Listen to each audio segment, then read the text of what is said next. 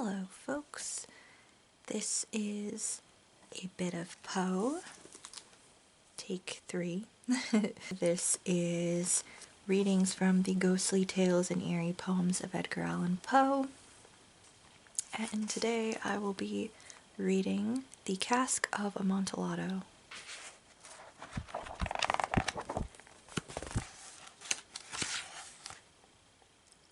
The 1,000 injuries of Fortunato I had borne as I best could, but when he ventured upon insult, I vowed revenge.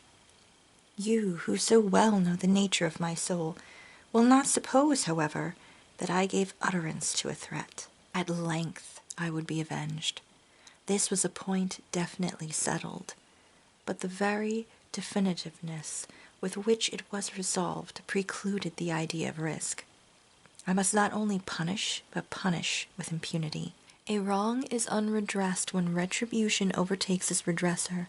It is equally unredressed when the avenger fails to make himself felt as such to him who has done the wrong.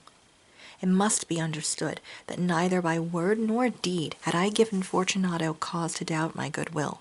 I continued, as was my wont, to smile in his face, and he did not perceive that my smile now was at the thought of his immolation.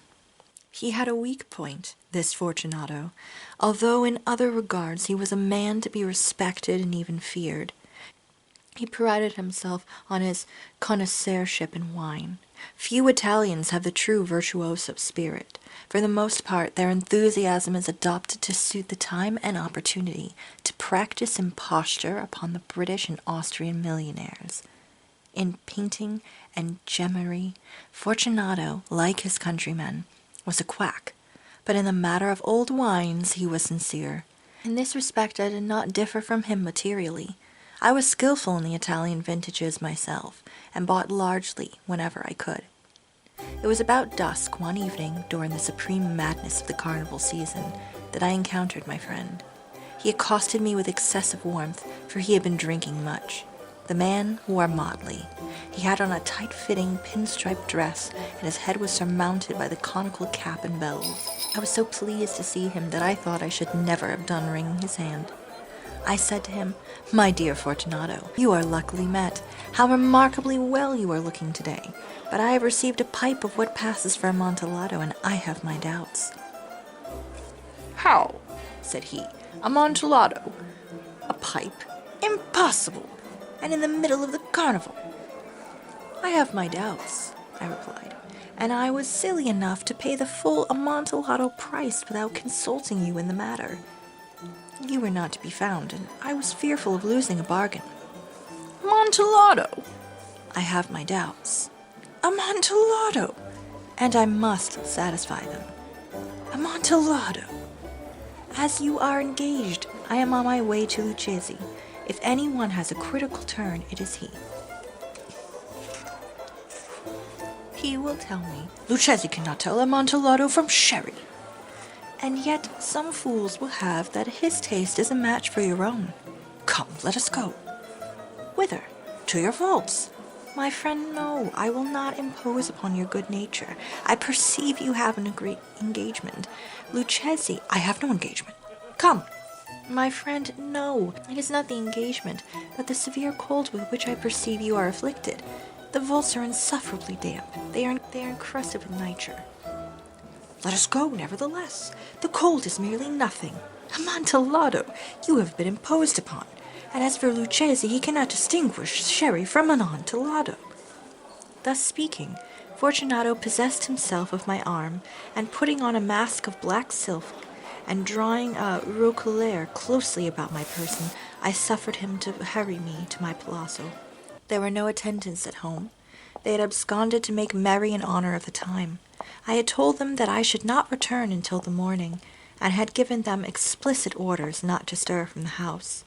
These orders were sufficient, I well knew, to ensure their immediate disappearance, one and all, as soon as my back was turned. I took from their sconces 2 flambeaux, and giving one to Fortunato, I bowed him through several suites of rooms to the archway that led into the vaults. I passed down a long and winding staircase, requesting him to be cautious as he followed.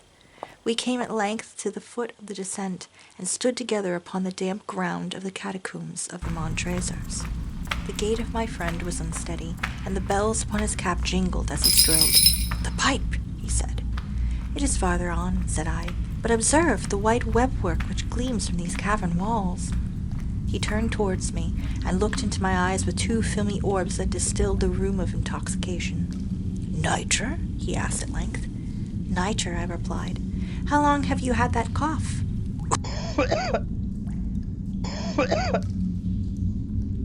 My poor friend found it impossible to reply for many minutes.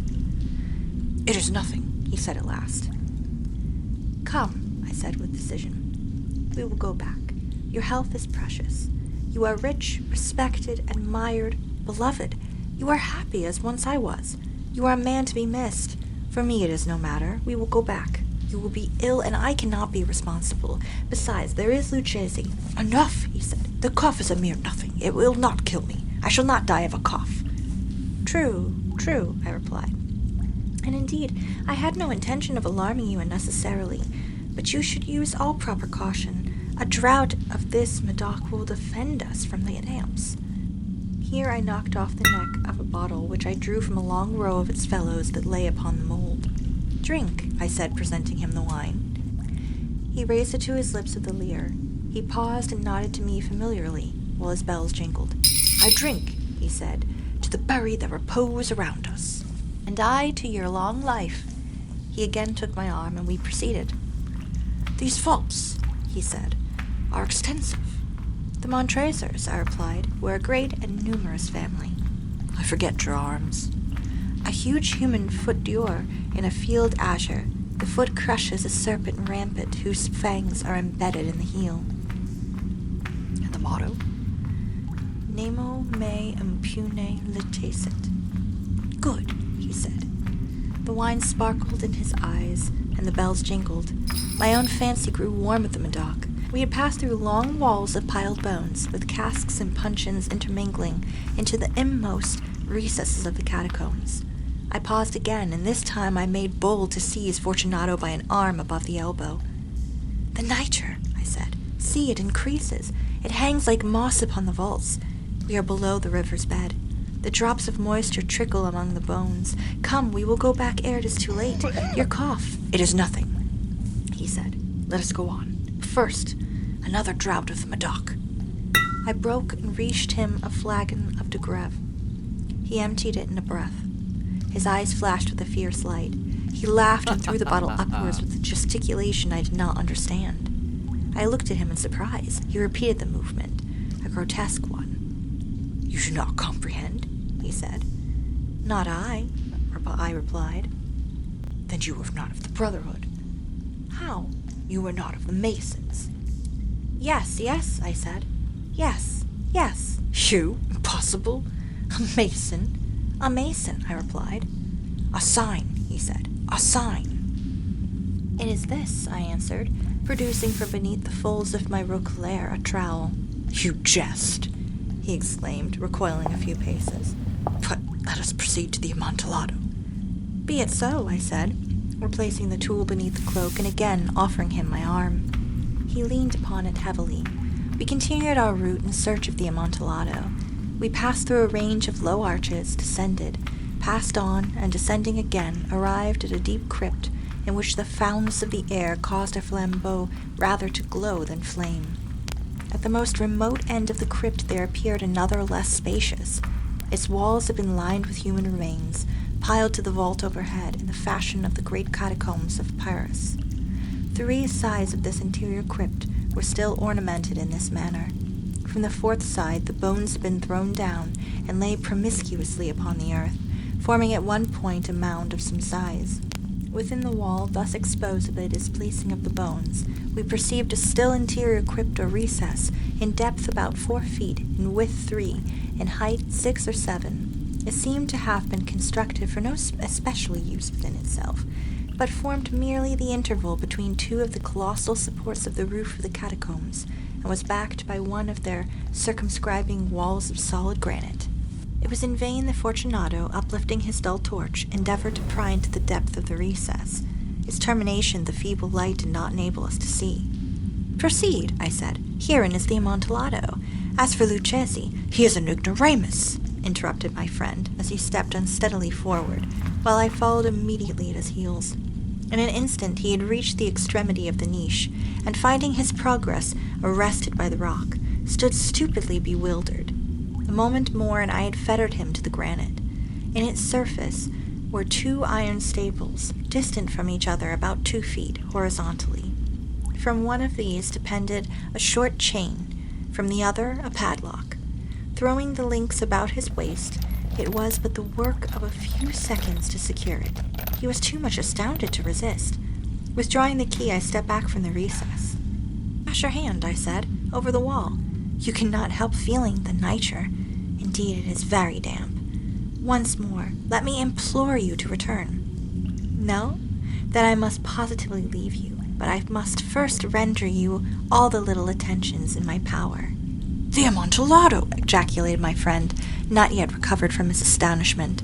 "True," I replied, "the Amontillado."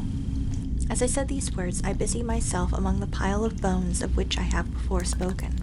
Throwing them aside, I soon uncovered a quantity of building stone and mortar. With these materials, and with the aid of my trowel, I began vigorously to wall up the entrance of the niche. I had scarcely laid the first tier of the masonry when I discovered that the intoxication of Fortunato had in a great measure worn off. The earliest indication I had of this was a low moaning cry from the depth of the recess. It was not the cry of a drunken man. There was then a long and obstinate silence. I laid the second tier, and the third, and the fourth, and then I heard the furious vibrations of the chain. The noise lasted for several minutes, during which, that I might hearken to it with the more satisfaction, I ceased my labors and sat down upon the bones.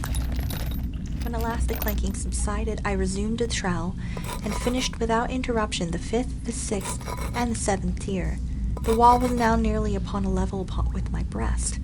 I again paused, and, holding the flambeau over the mason-work, threw a few feeble rays upon the figure within. A succession of loud and shrill screams, bursting suddenly from the throat of the chained form, seemed to thrust me violently back.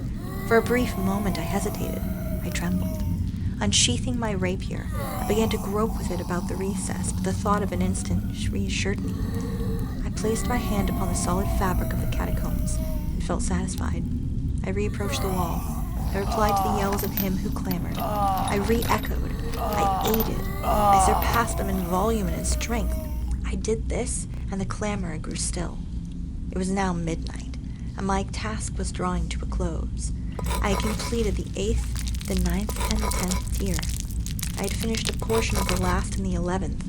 There remained but a single stone to be fitted and plastered in. I struggled with its weight.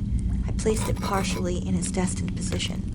But now there came from out the niche a low laugh that erected the hairs upon my head.